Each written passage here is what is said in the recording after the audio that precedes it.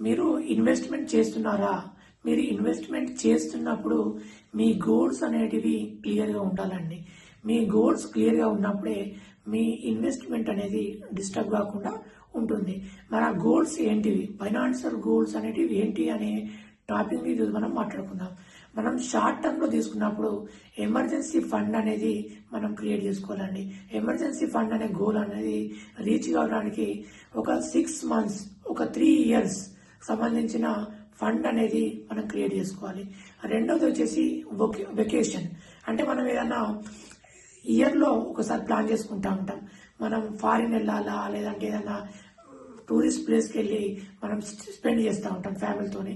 అది మనం క్రియేట్ చేసుకోవాలి. మూడోది వచ్చేసి వెహికల్ ప్లాన్ చేసుకోవాలి. అంటే వెహికల్ పర్చేస్కు ఏమన్నా నేను కార్ కొనుక్కోవాలి, లేదంటే ఇంకో వెహికల్ కొనుక్కోవాలి అనే దాన్ని వితిన్ 3 years లోపల మనం ప్లాన్ చేసుకోవాల్సి ఉంటుంది. రెండోది వచ్చేసి మీడియం టర్మ్ గోల్స్ అండి. మీడియం టర్మ్ గోల్స్లో చిల్డ్రన్ ఎడ్యుకేషన్కు మనం ప్లాన్ చేసుకోవాల్సి ఉంటుంది. చిల్డ్రన్ ఎడ్యుకేషన్ ఎట్లా అంటే ఒక 10 years లోపల మా బాబు 10th classకి వస్తూ ఉంటాడు, లేదంటే 12th వస్తూ ఉంటాడు. వాడికి సంబంధించిన గోల్స్ అనేది మీ మైండ్లో క్లియర్గా ఉండాలి. దాంట్లోనే ఇల్లు కొనుక్కోవడం, అంటే మనం ఉండడానికి అపార్ట్మెంట్లో ఫ్లాట్ కావచ్చు, లేదంటే ఇల్లు కట్టుకోవడం కావచ్చు.